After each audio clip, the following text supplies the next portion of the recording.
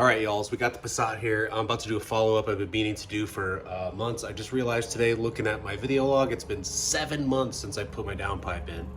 And about a month after that, I put the O2 spacer in because I was having codes and stuff like that. I didn't order it with it initially, which I suggest anyone doing a downpipe, just go ahead and get the spacer with it.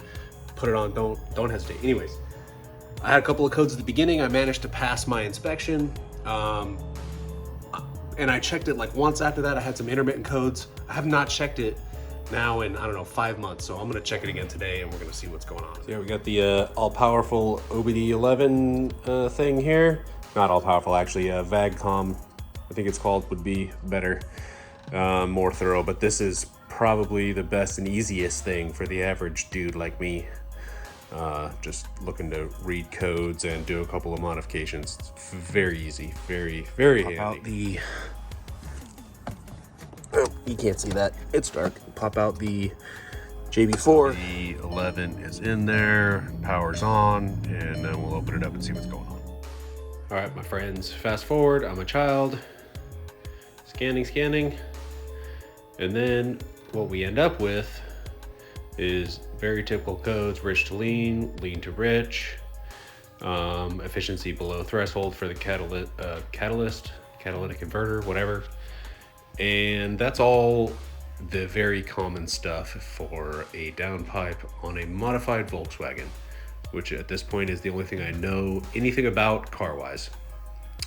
So guys, you can see I have all the appropriate intermittent codes related to that O2 sensor, yet apparently after 6 months, it has not crossed the threshold to make me throw a check engine light, which is great.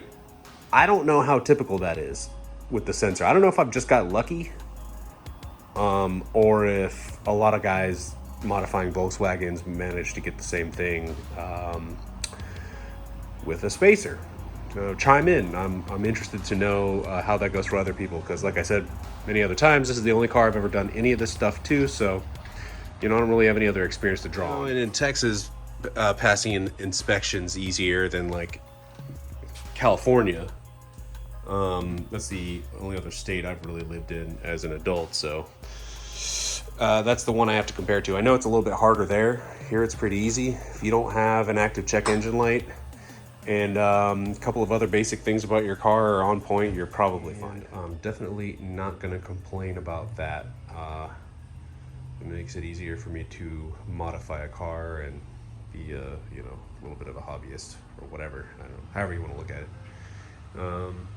I definitely hear other places, maybe in other countries, people will have some major issues with doing basic modifications to their cars. So I'm happy to live in a place where it's pretty, hey, that thing's loud. I'm happy to live in a place where it's pretty easy to do stuff to your car without complications. So anyone out there with a modified Volkswagen, specifically a downpipe where you've fiddled with the configuration before the oxygen sensor, I'm really interested to know what your experiences are tuning a Volkswagen and whether or not you were able to resolve it with a spacer or some other weird configuration, or whether you had to find someone to do like a stage 2 tune for you to get rid of it.